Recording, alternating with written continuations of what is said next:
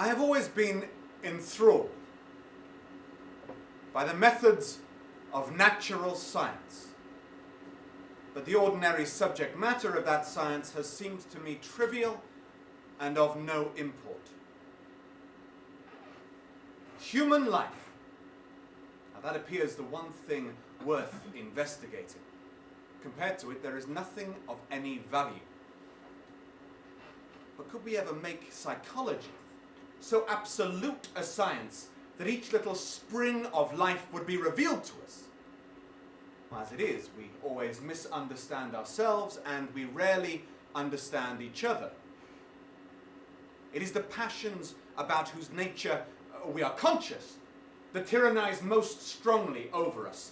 Our weakest motives are those of whose nature we are conscious. It often happens that when we think we are experimenting on others, we are really experimenting on ourselves. So it is true that as one watches life in its curious crucible of pain and pleasure, one cannot wear over one's face a mask of glass, nor keep the sulphurous fumes from troubling the brain, making the imagination turbid with monstrous fancies or misshapen dreams. There are poisons so subtle that to know their properties, one has to sicken of them. There are maladies so strange that one must pass through them if one seeks to understand their nature. And yet, what a great reward one receives. How wonderful the whole world becomes to one. What matter what the cost? One can never pay too high a price for any sensation. Soul and body. Body and soul. How mysterious they are. There is animalism in the soul, and the body has its moments of spirituality. The intellect can refine and the senses can degrade. Who could say where the fleshy impulse ceases or the psychical impulse begins? How shallow are the arbitrary definitions of ordinary psychologists, and yet how difficult to distinguish between the claims of the various schools. Is the soul a shadow seated in the house of sin, or is the body really in the soul? The separation of spirit from matter is a mystery.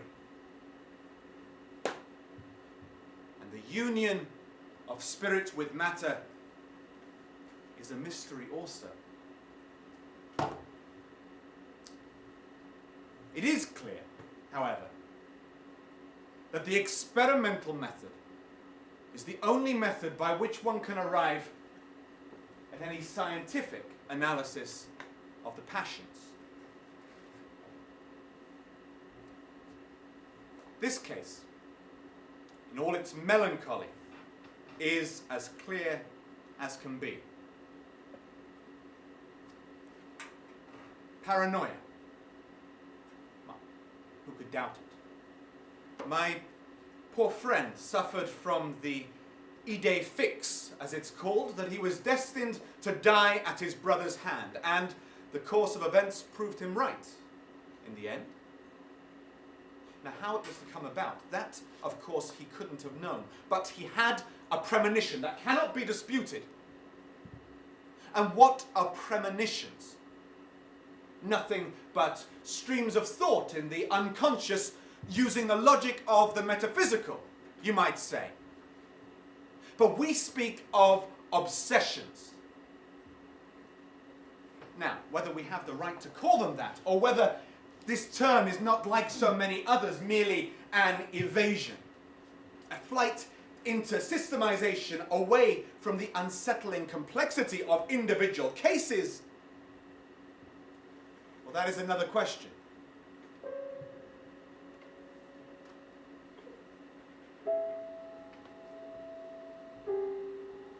He walked over to the mirror and found his narrow face quite refreshed. He was just about to turn away satisfied when an alien eye seemed to regard him enigmatically from the cloudy glass. He bent over and thought he noticed that his left eyelid drooped lower than his right. He was a little shocked. He examined it with his fingers.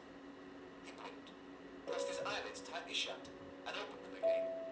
But the difference between the two eyes remained. He hastily dressed himself, walked up to the larger mirror on the wall between the two windows, opened his eyelids as wide as he could, and was forced to admit that his left eyelid didn't obey his will as quickly as his right. But there was nothing wrong with the eye itself, and the people responded to light, and since he then remembered that he had slept the entire night on his left side, he felt he had found a sufficient reason for the weakness of his eyelid. At the same time, this resolution became suffused with an indefinable anxiety, almost as though he had committed a wrong and had to expect at least a reprimand, if not a punishment. At first he strove not to understand this emotion. Then, stretching out both arms as though fending off an approaching enemy, he retreated from his mirror image and walked over to the window, now splattered with heavy raindrops.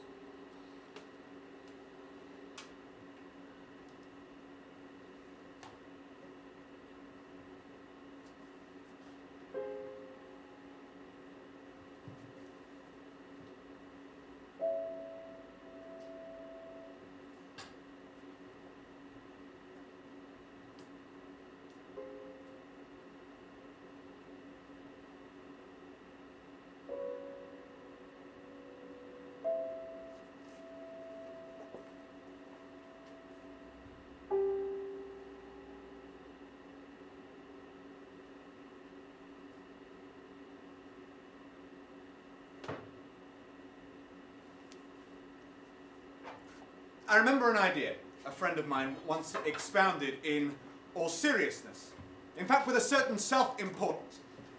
He claimed he had found proof that there was no such thing as death. It is true, beyond all question, he declared, that the dying live their entire lives over again at a speed incomprehensible to the rest of us. Now, since this remembered life naturally has a last moment, and that last moment again has a last moment, and so on, this means that, in accordance with the mathematical formula of infinite limits, dying itself is, at bottom, eternity. If this explanation were correct, it isn't possible to know how many times one has lived through any experience. And it doesn't matter anyway, since one is condemned to live through everything an infinite number of times.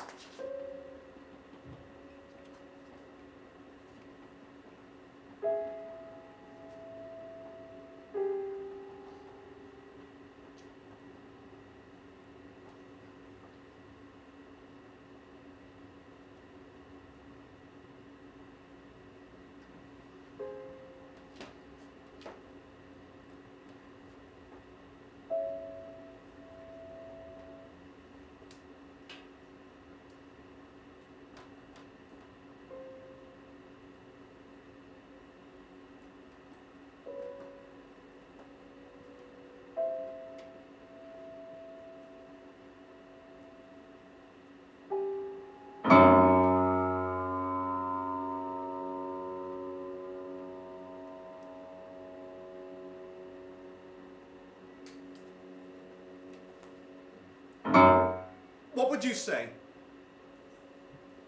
if I told you I have murdered? You might say I am posing for a character that does not suit me. That all crime is vulgar, just as all vulgarity is a crime. That it is not in me to commit a murder. Or perhaps you would say that in the end, there really isn't any difference, philosophically speaking, between wishing a person dead and really killing him. That we're all murderers, really, more or less. There are moments, psychologists tell us, when the passion for sin, or what the world calls sin, so dominates a nature that every fibre of the body, as every cell of the brain, seems instinct with fearful impulses. Men and women at such moments lose the freedom of their wills. they move to their terrible end as automatons move. Choice is taken from them, and the conscience is either killed or, if it lives at all, serves but to give rebellion its fascination and disobedience its charm.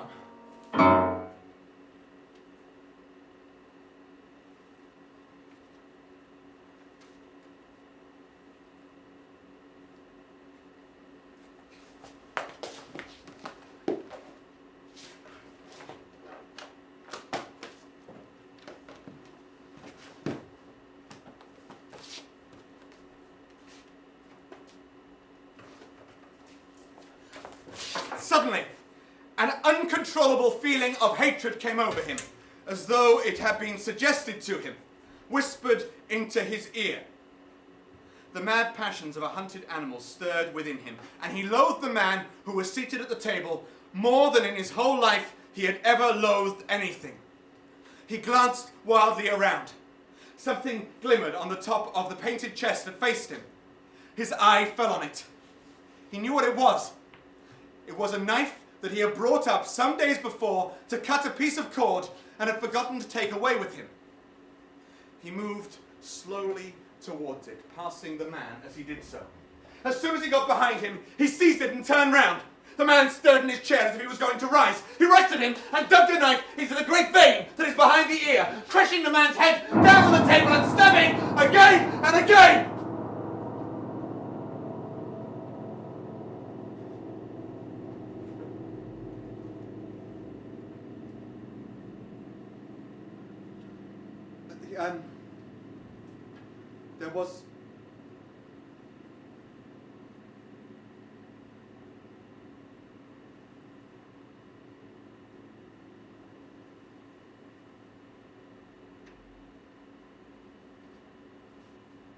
There was a stifled groan and the horrible sound of someone choking with blood. 3 times the outstretched arms shot up convulsively, waving grotesque, stiff-fingered hands in the air. He stabbed him twice more, but the man did not move. Something began to trickle on the floor. He waited for a moment, still pressing the head down, and he threw the knife on the table and listened.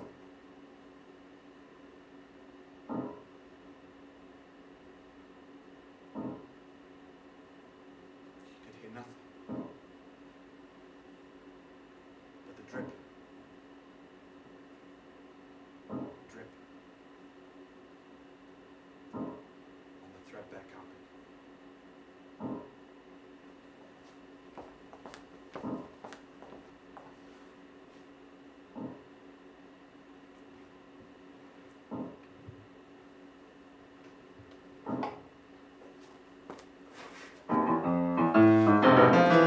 Cure the soul by means of the senses, and the senses by means of the soul. How the words rang in his ears.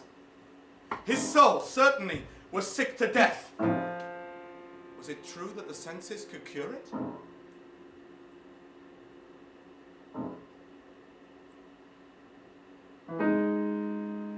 Innocent blood had been spilled. What could atone for that? For that there could be no atonement. But though forgiveness was impossible, forgetfulness was possible still, and he was determined to forget. To stamp the thing out. To crush it as one would crush the adder that had stung one.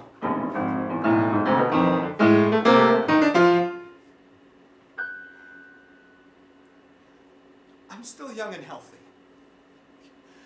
Just what is it that overcomes me sometimes with such uncanny force? Well, who knows? Maybe similar ghosts haunt everyone. On the other hand, there are probably people who actually committed a crime and have completely forgotten it. You know, I recently read somewhere that in England alone, almost 1,000 people disappear every year without a trace. And isn't it possible that some of those 1,000 might have been killed by someone who afterwards doesn't remember having done it?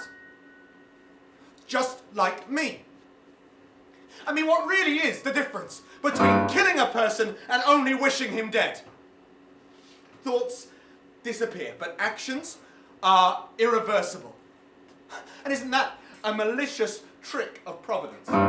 The very emotion that makes an action possible could turn into its complete opposite, but a deed remains done. Suppose the poison that I gave her had not worked. She would still be alive today, and no one would have any idea of what had happened. Or rather, what had been intended to happen. I myself wouldn't have any idea because I would have repressed it. I did repress it. Did I really? No, I'm remembering it. So he does remember. He's trying to lull me into a false sense of security by making me believe that I'm not insane and therefore have nothing to fear from him. But how does he know that I'm not insane? I've just lied to him once more. He feels that I'm hiding something from him. It can't go on like this. I have to tell him the truth. If not today, then tomorrow. Everything between us has to be laid on the table.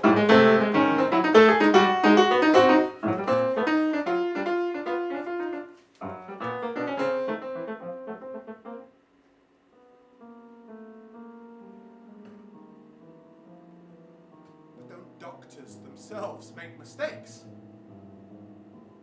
Couldn't they become insane and in consequence mistake a sane, healthy person for an insane one? That the sane to the insane and the insane to the sane.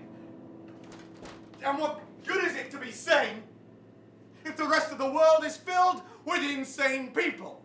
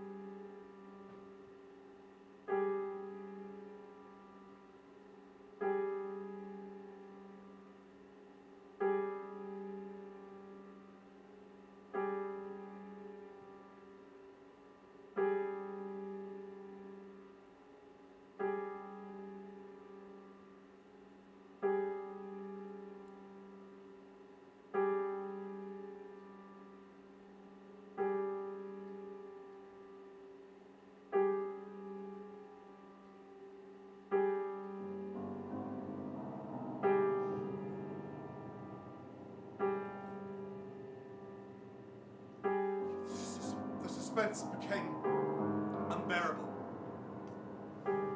Time seemed to him to be crawling with feet of lead, while he, by monstrous winds, was being swept towards the jagged edge of some black cleft of precipice. He knew what was waiting there.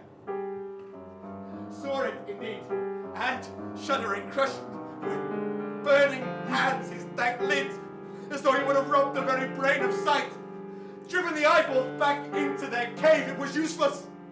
The brain had its own food on which it battened, and the imagination, made grotesque by terror, twisted and distorted as a living thing through pain, danced like some foul puppet on a stand, and grinned through moving masks.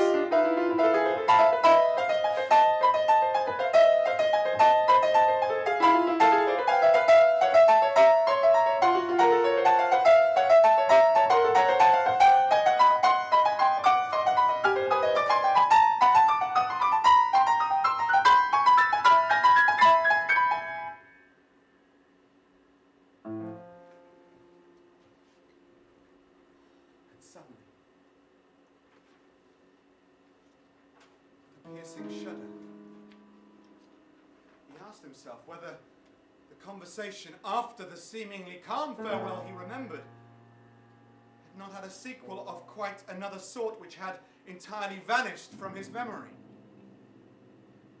Had he, overwhelmed by a jealous fury, struck her down?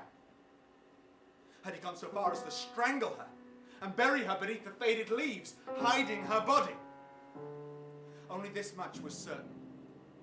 He had gone out into the woods with her, and he had come back without her. With the finesse of a born criminal, he might have done things to conceal the traces of what he had done beyond all possibility of discovery. All this was credible. More than that, it was probable. How else could he understand the inexplicable gap in his memory between the evening and that of his departure the next morning, except by an unconscious and, until now, successful effort to repress the horrible deed whose memory he wasn't strong enough to bear?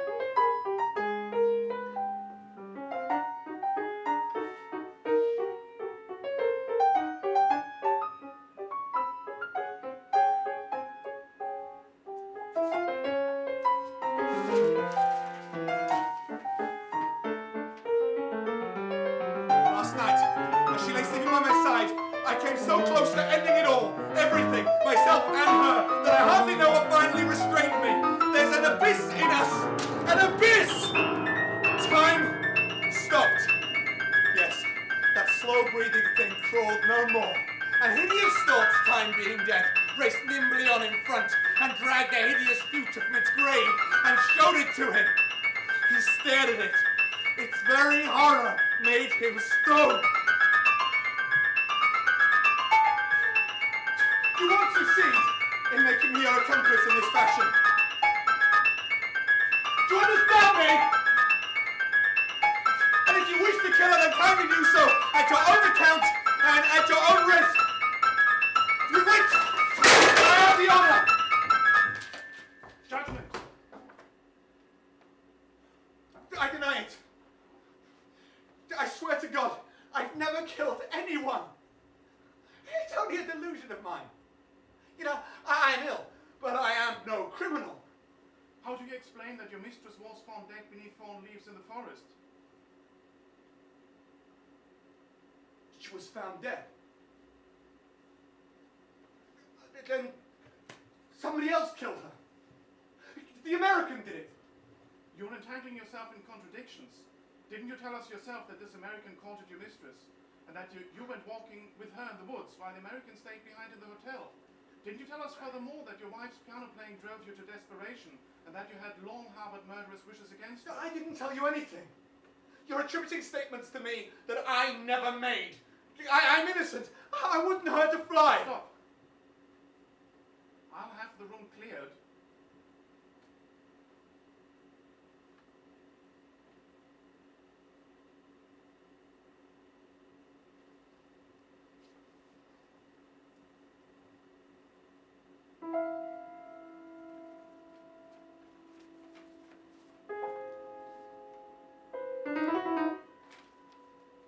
Yet,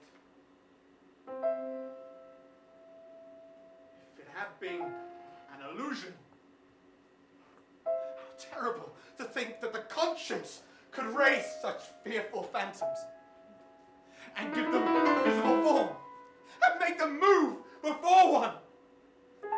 What sort of life would his be if day and night shadows of his crime were to peer at him from secret places, to watch him from silent corners, to whisper in his ear as he sat at the feast, to wake him with icy fingers as he lay asleep?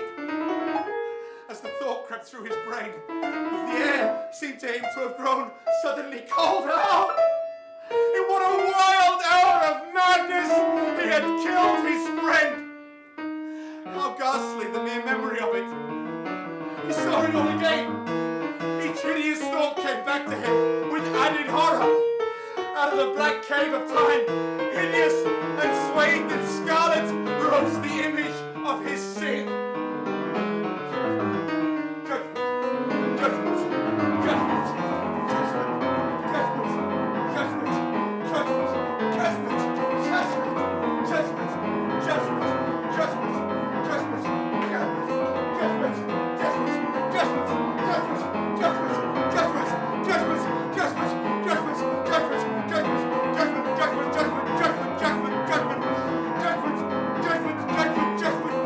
Judgment!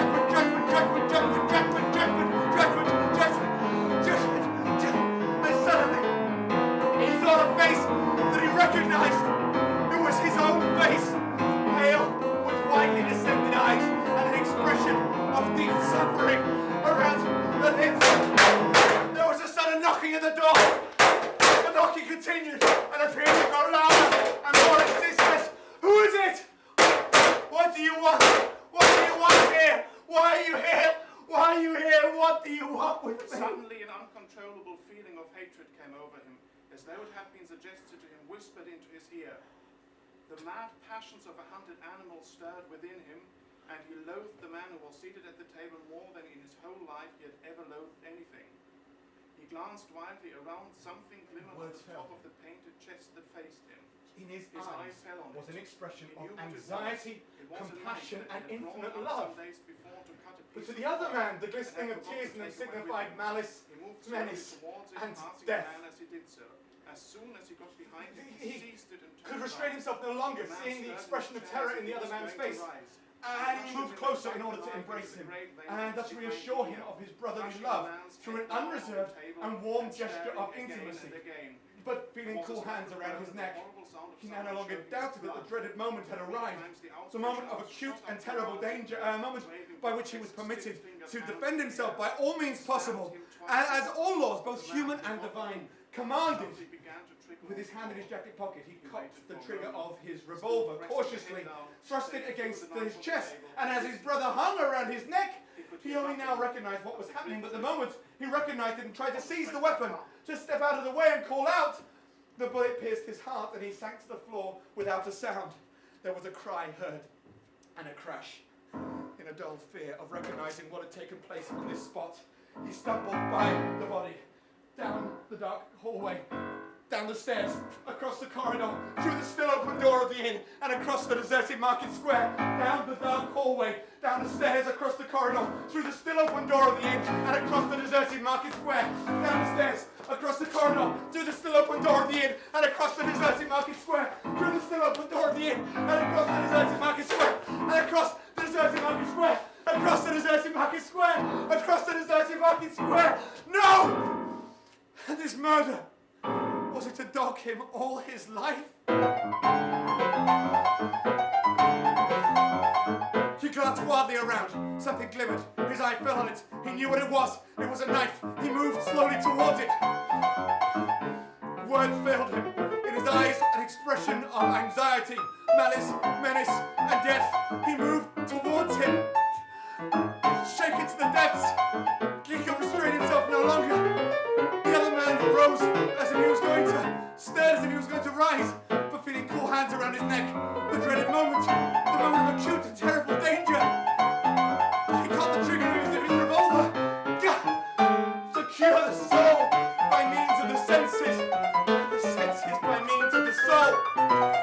Rushed at him and dug the knife into the great vein that is behind the ear. How the words rang in his ears. His soul certainly was sick to death. He saw the knife. It would kill the past, and when that was dead, he would be free. He seized it and stabbed with it, ripping the thing up from the top to the bottom. Innocent blood had been spilled. What could atone for that? He was determined to stab the thing out, to crush it as one would crush the adder that had stung one.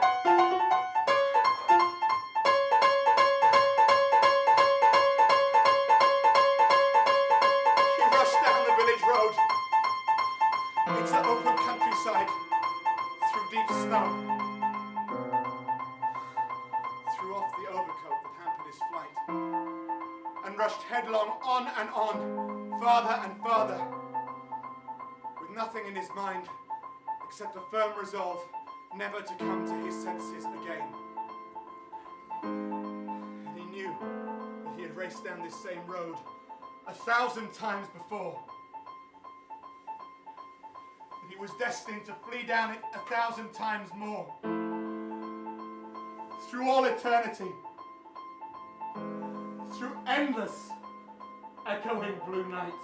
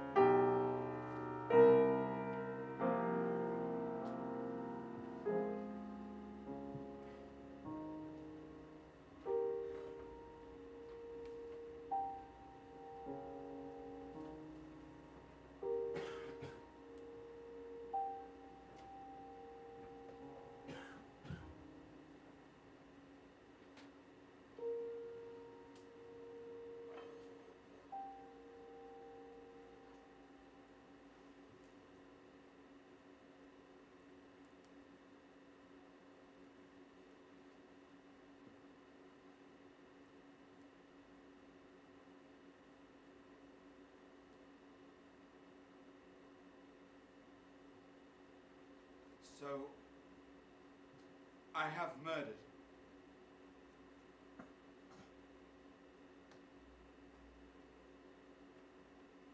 Murdered just as surely as if I had cut her little throat with a knife.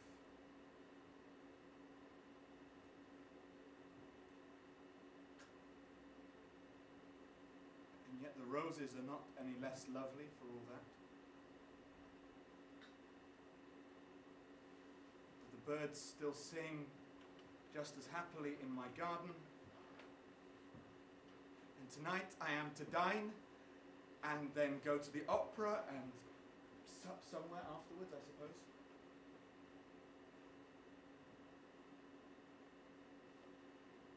How extraordinarily dramatic life is. I think if I had read all about this in a book, I should have wept over it.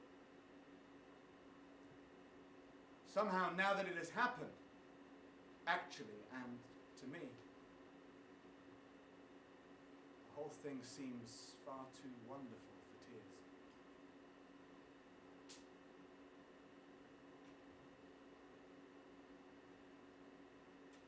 The real tragedies of life occur in such an inartistic manner that they hurt us with their crude violence,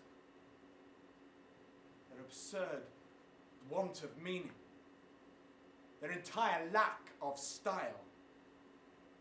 They give us an impression of sheer brute force, and we react against that. Sometimes, however, tragedy that possesses artistic elements of beauty crosses our lives.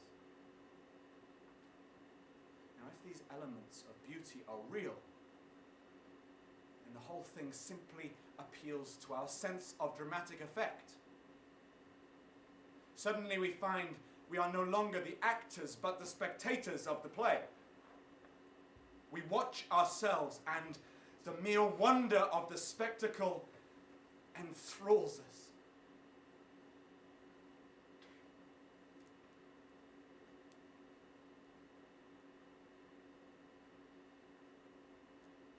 How's your piano playing going? My piano playing? But I really don't know myself. I mean, it's hard to get the opportunity to play. I sometimes miss it. So do I.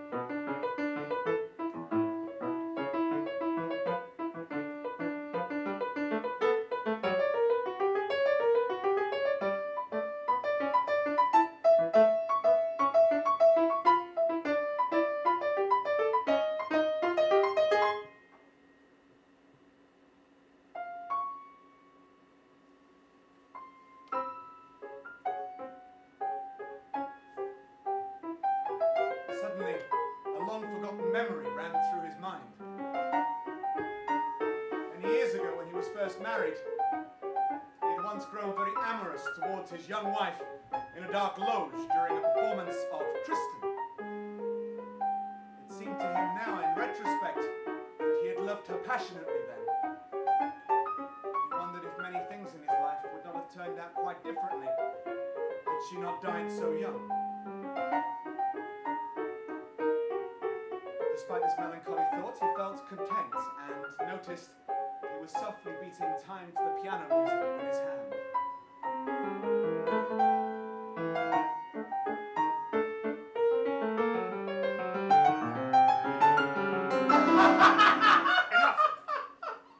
Enough of that.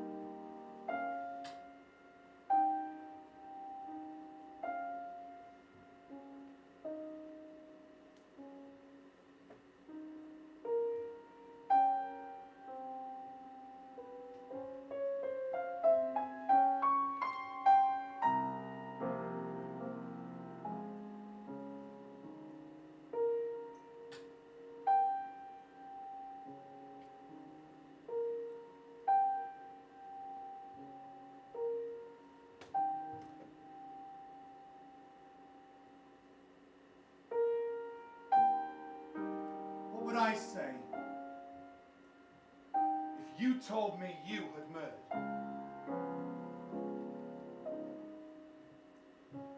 I would say that you are posing for a character that does not suit you.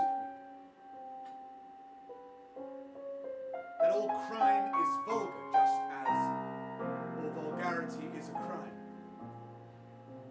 That it's not in you to commit a murder. I'm sorry if I offend your feelings by saying so, but I assure you it's true.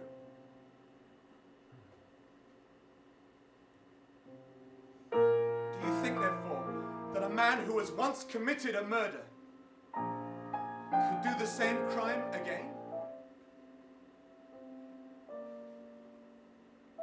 Anything becomes a pleasure if one does it too often.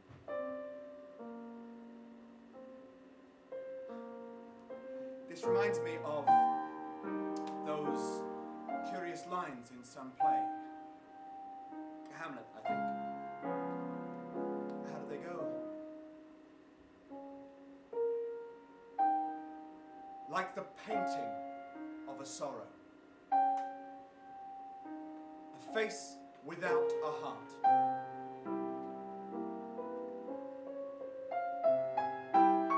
What does it profit a man if he gain the entire world and lose his own soul?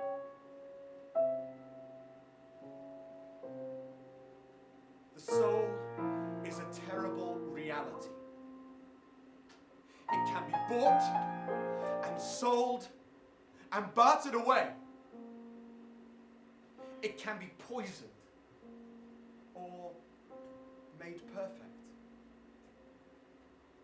There is a soul in each one of us. I know it. Well, it must be an illusion, because the things one feels certain about are never true.